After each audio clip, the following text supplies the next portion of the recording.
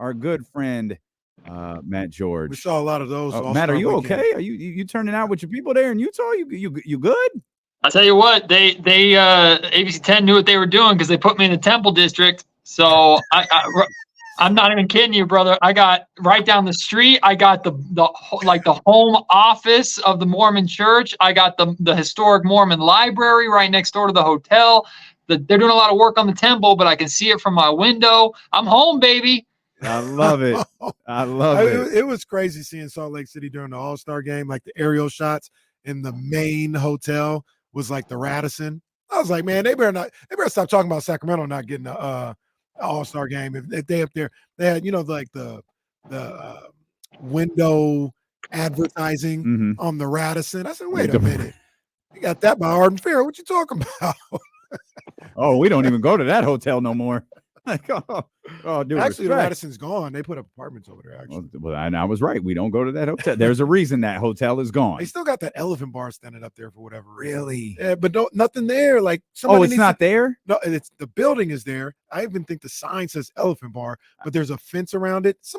Fridays, take over that. I've gotten food poisoning once, and it was from, I had a coconut shrimp, and that was disgusting. I didn't like the elephant bar. Oh. Good riddance. Hi, Matt. I'm still here, guys. You all right? No, man. It's one of them days, bro. We having fun. We so hyped for the Kings season tonight. Obviously, you get to watch it in person. I know you got the opportunity to talk to Harrison Barnes after shoot around today. What was your takeaway from that quick conversation you guys had? I mean, HB's so cool, calm, and collected. It's just he's done a million of these opening days. So, I mean, the biggest takeaway that I had was I asked him about the expectations. Just it's weird because internally or like amongst the organization, and then even in Sacramento, the expectations are high this year. So when we talk expectations from a Sacramento perspective, it's like first time this team's had expectations in a long time. This team's going places. They want to go from good to great, blah, blah, blah. Then you look at the expectations outside of Sacramento, and for some reason it's, this team's going to drop. This team, they're not going to be as good. Like they were lucky last year with injuries. So it's like complete opposite depending upon how close you are to Sacramento and how close you are to the Golden One Center. But HB just basically said, man, the only expectations that matter to us are the expectations in our locker room. That's all they're worried about. And going forward, they know how good that they can be. They know what they have to do to get to great. Mike Brown is certainly preaching that and holding them accountable, even saying yesterday in practice that he has a no-tolerance policy for the Kings providing the same defensive effort that they did last season. So this team knows how good they can be, and they know the work that they still need to do to get there, and that's all that matters to them. That's one of the things that we talked about earlier was just this team in that locker room not really being fazed by some of the negativity or the doubters that may be out there about what they were able to accomplish last year. They're focused on not just getting to the playoffs. They believe they're a championship-level squad, and they're trying to reach that particular goal. And I love that. I love that about these guys. These guys they're all about basketball. You come through those doors and it's at the Golden One Center or the practice facility, and it's about basketball and it's about winning. You got your all in, signage and all this other stuff. It's about winning. And you talked about it, Damian, the leader, Mike Brown, sets the tone for that. And that's what gives me confidence that this team is going to be ready to go, because all other agendas seem to be out the window. It's about winning, and that's what I'm looking forward to with this team. Yeah, and that's another thing Harrison mentioned really quickly is he knows that like they're expecting a tough matchup with the Utah Jazz. This is a team that the Sacramento Kings absolutely should beat, but it doesn't mean that they should walk into the Delta Center tonight just expecting that they're going to win because they were a better team last year and because the Utah Jazz are. I mean, it's weird. I don't know what category to put the Jazz in because, like, someone could say rebuilding, but when you have Lauri Markkanen and the talent, Walker Kessler, and the talent that the Jazz have, the Jazz can make some noise. Like the Jazz are a team that I don't think it would be out of left field to consider them in the hunt for a play-in spot, and they're opening it at home. Utah crowd is usually a really, really good crowd, so there's going to be a lot of energy and a lot of buzz for them. So Sacramento's got to come in and take care of business, and they can't be worried about Golden State on Friday. They can't be worried about the Lakers on Sunday. Like, there's some really, really tough matchups coming up. If anything, that just goes to show kind of how much you maybe need to get this game. Now, nobody's going to call this a must-win by any means. It's the first game of the season. Someone will do it. Somebody will. I'm gonna ask Mike Brown if it's a must-win before the game, so he can kick me out of I Utah. dare you. I'll give you $100 if you do it. I'm gonna need more than that because my career gonna be a must-lose. That's about it. I can't even afford the $100. I'll figure out something else after that. But you'd be a real one. We'd engrave your name in the Hall of Fame if you asked Mike that tonight. It seems like maybe if Mike's in a joking mood, he might answer. From what we heard, we just talked to Antonio Harvey just a minute ago. It didn't sound like Mike was in a joking mood when you guys got let into practice yesterday. No, not at all. I mean, you could hear him pretty clearly. And I mean, I was debating, like, do I boost my mic on my camera so people can hear this? And I was like, nah, just kind of let it play out and we just watch. So I wasn't even really recording on it. We were just kind of sitting there watching. And Mike knows we're in there. Mike decides when we get let in. So it's not like he was trying to hide something. I mean, they were doing a 2-minute drill and we saw the very tail end of the 2-minute drill. And basically he said, and De'Aaron admitted to us afterwards or shared with us afterwards that the starters were the ones on the wrong side of the 2-minute drill, meaning like they were going up against the bench 5 and the bench 5 had like a 4-point lead or 5-point lead with 2 minutes left. And the starters scored on almost every single possession except like 1 or 2. And they still lost by 4 or 5 points, which means they didn't get a stop. And that's what Mike was hot about. Like, man, we can't keep doing this. There were a lot of expletives in there, but it was just very clear. Like, this is not going to fly. Like, we are not going to win and we are not going to be successful if we can't find a way to get stops in these moments. Doesn't matter how damn good we are on the offensive end, unless they're only scoring 2s and we're only hitting 3s. That's the only way we can catch up. But if we get a stop and hit a 3, that's a much bigger chunk than a 1-point jump. And especially with 2 minutes left, like that's where you need to really clamp down. So Mike was very animated. I can't really repeat the things that he was saying on the radio, although Jesse probably is used to that from me by now. But I'll say this: like it was good to see from Mike, and I mean, as far as you can tell, the players are very receptive to it. I think Domantas Sabonis was asked about it. And he said, no, it's a good thing. It's stuff we need to hear. So Mike's not afraid to, I mean, he's a very, very likable guy, very well respected, but he's not afraid to light a fire when he needs to, and they listen.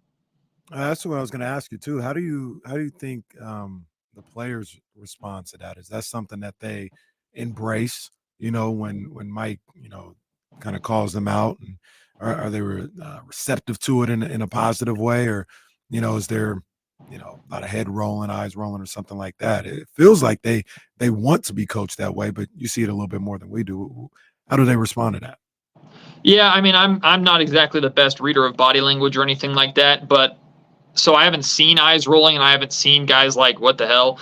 But here's the thing, like we know that Mike coaches De'Aaron Fox and Domantas Sabonis harder than anybody else on that roster. And you have both those guys step into the podium, one of them in Sabonis saying, this is what we need, and the other one saying, this is how I've wanted to be coached my entire career.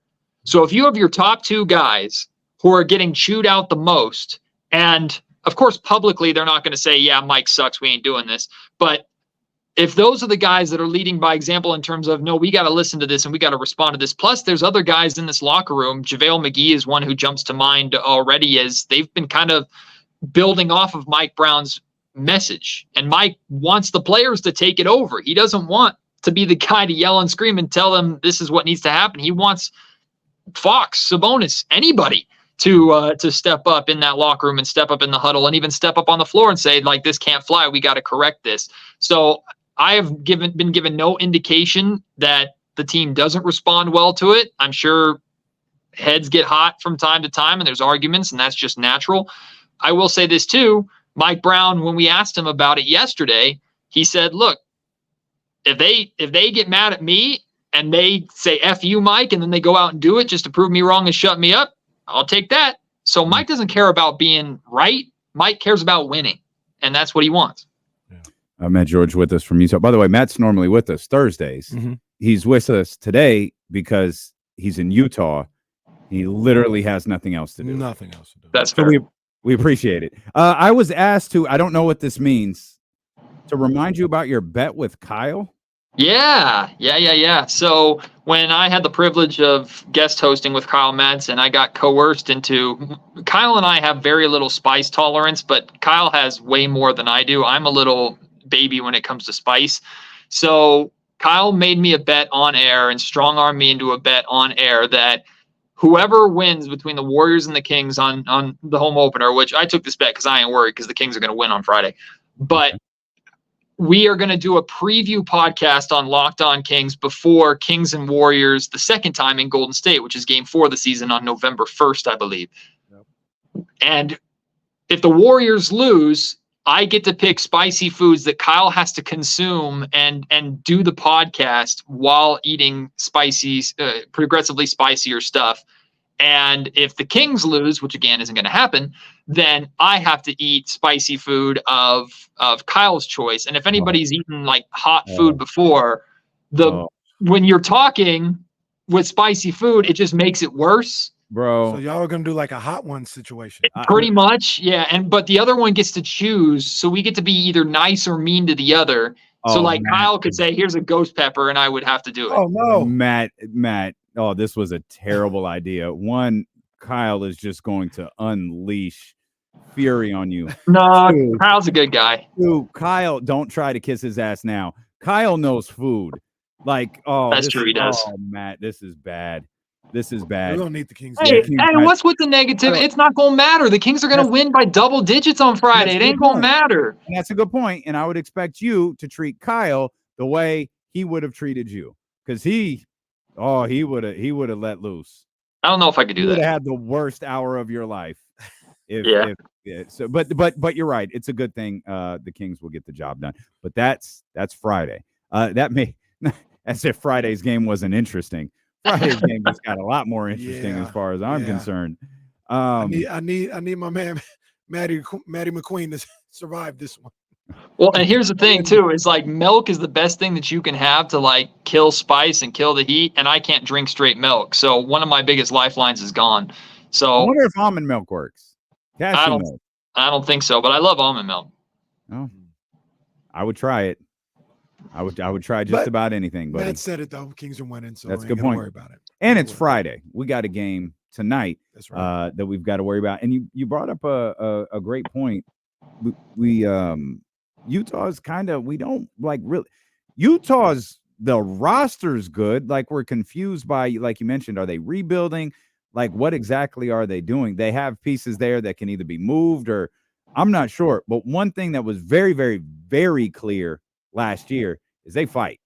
Like, there's no gimme games. Okay, KC pointed this out. There's no gimme games in the league. There certainly isn't in Utah. And Kings going to be in a fight tonight.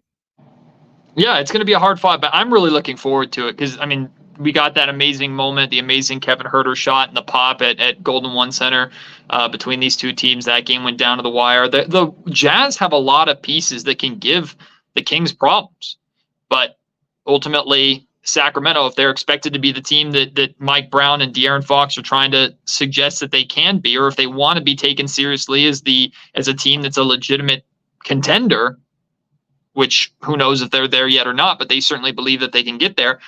These are the kind of games that you have to win. Now, I think protecting home court is going to be more important than anything for the Sacramento this season to ultimately get to that spot, because last year they weren't nearly as good at home as they should be, especially with the advantage of that Golden One Center crowd. But they were very, very solid on the road, and their consistency on the road is what kept them really in that playoff picture, third seed spot for a majority of the season. So, I mean, this is not necessarily a prove yourself game or anything like that, or a statement making opportunity for Sacramento, but you hear all the noise.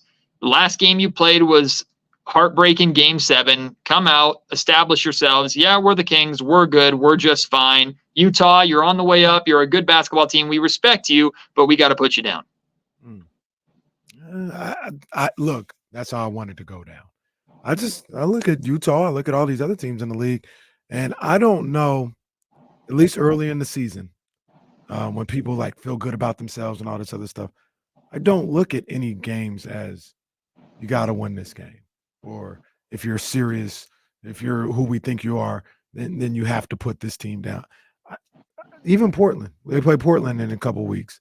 Portland's got a lot of talent on there, and they're at the point where That's why I say the first month or so of the season, they're at the point where they still believe they could do something. Those players still look at like, hey, we go out there and play. We're energized. The season is starting. Like they're playing physically and mentally to the best of their abilities. You play them in April, when there's random G leaguers on there. Yeah, those are games that you absolutely should take care of. But I look at these games earlier in the season, just based on the mentality of some of these people and the talent in the league. And they're all games, man. They're all real games, and I don't see a should-win situation. You're listening to D'Lo and KC on KIFM West Sacramento 98. I agree.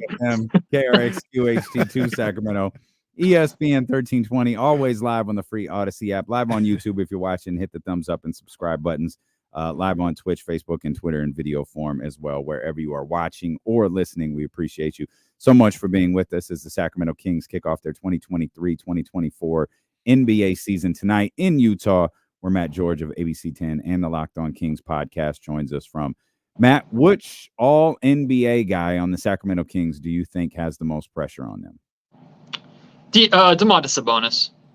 It's Sabonis because Fox has established himself, and I think Fox can pretty much do whatever he wants. And I don't know what you can take away from De'Aaron Fox. Like, the Warriors took away Domantas Sabonis' comfort level, and I haven't seen any defense be able to take anything away from De'Aaron. Like, even if you sag off him because he's a low 30s 3-point shooter, he's still so fast he can blow by you, or he can just take 2 dribbles in, pull up with that mid-range jumper that's automatic. So I don't know how De'Aaron Fox can be stopped. Like, it's almost like it has to be self-inflicted. Like, De'Aaron just has to have a poor shooting night for you to stop him at this point. So I think De'Aaron is fine. Now, there's pressure on him, I think, internally, and pressure on him from himself to improve as a defender and be kind of the defensive leader for this team, I think, along with Davion Mitchell. But in terms of overall pressure, I mean, we've seen and heard all the nonsense being said and written about Domantas Sabonis over the course of this offseason. And I think what you said earlier, I think, Damian, it was you making the joke, but it kind of feels like this. Like, you would think Domantas Sabonis had one of the worst playoff appearances of all time based off the way people are talking about him. Like, Domantas Sabonis is the one thing that people are able to latch onto and pick apart from the Kings playoff series against the Golden State Warriors that they lost in 7 games, because people are so used to the Sacramento Kings being bad that they just need to right their own ship that's rocking back and forth, and how uneasy their life is because the Sacramento Kings are good. So, okay, Domantas Sabonis didn't play very well. Let's jump on him being bad, even though you look at his numbers, and were they up to the level that the Kings needed? No. Were they as good as he did during the regular season? No. Could we have been a lot better? Absolutely. But his numbers weren't terrible. It's not like he rolled out there, turned the ball over 6 times, averaged 8 points and 6 boards a game. I mean, he was still a solid enough presence. And even with him playing that bad, the Kings getting little to nothing out of Kevin Huerter, Harrison Barnes struggling, and Keegan Murray not getting going until game 4, not to mention De'Aaron Fox breaking his finger, Sacramento still went to 7 games in that series. So the pressure is on Domantas Sabonis, I think, to kind of shut that up. And the way he does that is just by being himself and keep playing. Like, if teams are going to give you that mid-range jumper, take it without hesitation. Mike Brown said he'll live with you going 2 of 5 if you're taking all 3 of them with the green light without hesitation, because some nights they're just not going to drop. Be yourself. You're going to be fine, because Domantas Sabonis, as is an all-NBA center. I'm with you, Matt. Or excuse me. Thank you. Yeah. Thank you. You wouldn't even commit to the bit. You got nervous. Like, you got quiet for a second, and then you realized this isn't working. I've got to say something. We're on the radio. I've got to say something. This isn't working. No, I agree with everything you're saying. Also, I want to know what you think about Keegan Murray. And we know you love him. We know you love him as a ball player. What's your expectations for him? I talked about it last week, and I said, Keegan, you should be taking no less than 15 shots a night. The other night when they played Golden State and he had 18 shot attempts, I think, 24 points, 18 shot attempts, I think. Maybe it was a little less. I was like, that should be a regular night. You taking that amount of shots. I don't want to see a Keegan Murray where he takes 6 shots on the night. What's your expectations for him? Well, I mean, I can answer this question by asking another. What has Keegan Murray shown over the course of playoff time, preseason, summertime, summer league, whatever it may be? What has Keegan Murray shown to suggest that he can't be every bit of that second or third scoring option that the Sacramento Kings want and expect him to be? Every single time he's taken the floor, he's looked more than capable of it. And the scary part is he can still get better and is still going to get better. My expectations for Keegan Murray are to be just that, to be a third go-to scorer, sometimes in some games second go-to scorer, depending upon how much Domantas Sabonis wants to pass the ball, and just keep getting better, because Keegan as is already a bona fide established starter. Going into his second year, he is an established starter on a playoff team with deep playoff expectations. That's what he is right now. He doesn't have to prove that he belongs here. It's like, not to pick on Kevin Huerter, but think about the position that Kevin Huerter is in versus the position that Keegan Murray's in, right? Kevin Huerter, NBA veteran, really solid. I think he absolutely is the starter for the Kings, and I think the conversation that we've been having all offseason will be a moot point 2 weeks from now when Kevin is reaffirmed as like that 60 to 70 plus game starter for Sacramento. I think he's going to be just fine. But the way we're talking about Kevin Huerter, who is an established NBA veteran with a clear cut role, is maybe, I don't know if he's good enough to start on this team. Maybe he might lose his spot. Meanwhile, you have a rookie, or coming off of a rookie season, coming into his second year, technically you still have your rookie status according to players. You still have your rookie status until you play your first game of your second or sophomore season. So Keegan will shrug off that rookie label tonight in Utah. And no question, he is absolutely a starter on this playoff-bound Sacramento Kings squad. That tells me everything I know about Keegan. Keegan belongs here. My expectation is, put up 15 shots a night. He should be a 15, 16 points per game scorer, and he should be right in there in the conversation. And it shouldn't surprise anybody when at least 10 times this season, he's the leading scorer for Sacramento, and a majority of those games are going to be wins. Why do you think Mike ultimately made the decision he did with Kevin Huerter? I think it's a mixture of two things, if we're being honest. One, I think the Chris Duarte injury kind of sealed the deal, because if Duarte doesn't get hurt, I have a feeling. Now, Mike claims that the plan was always to start Huerter the next game no matter what Duarte did. So I don't know if that's Mike just being tongue-in-cheek and not telling the truth necessarily, or if that's really the plan or not. We have no idea, so we'll just take him at his word. But I think Chris Duarte would have made it very difficult on Mike and the Kings coaching staff not to give it another look in preseason, not to use one, if not both of those remaining games to see what you got. So I think Duarte getting hurt kind of sealed the deal a little bit. But also, I do really believe that was a message sent to the guards, and not just Kevin Huerter. Unfortunately, Kevin kind of had to be the messenger, the unwanted messenger, or the diplomat in that kind of scenario. And I know he kind of had a hard time figuring that out. I think James talked a lot about how confused he initially was when that was going on. But I think the message stuck. And Kevin is such a valuable offensive player that if he is on and if he is providing that 40% three-point shooting that he provided last season, like Kenny has said earlier this week, or maybe it was last week, it puts that Kings into a virtually unguardable position on offense. But they already know how good they can be offensively. It's the defense that requires the next step. The thing about Kevin Huerter is I see him trying. I don't know if he's good enough to play at the defensive level that Mike Brown and the Kings need to get at, but he's trying, he's working. You're never going to accuse Kevin Huerter of not trying to step in front of players. And in fact, after he came back into the starting lineup, he picked up the physicality on the defensive end and started getting into foul trouble a little bit. So, I mean, I see a starting shooting guard who's doing the best that he can to meet the expectations of his coach. And I think Mike is also rewarding that and confident in that with starting Huerter tonight and going forward. Have fun in Utah, man. Hey, thanks. I'm going to church. Yeah, don't stay out too late. Don't say. Well, I don't think you're allowed to stay out too late. Just go to the game, go back to the hotel room so you don't get in trouble. Yeah, well, I mean, there's not a lot going on. Plus, I got like mass at 6 a.m. tomorrow, so I got to get to that, and then I got to hop on a plane. But don't worry about me. My brothers, I will be back with you shortly, and I got a couple books for you. Okay, thank you. Matt's going to join us tomorrow with some good news. Thanks, Matt. We appreciate you, buddy. Go Kings!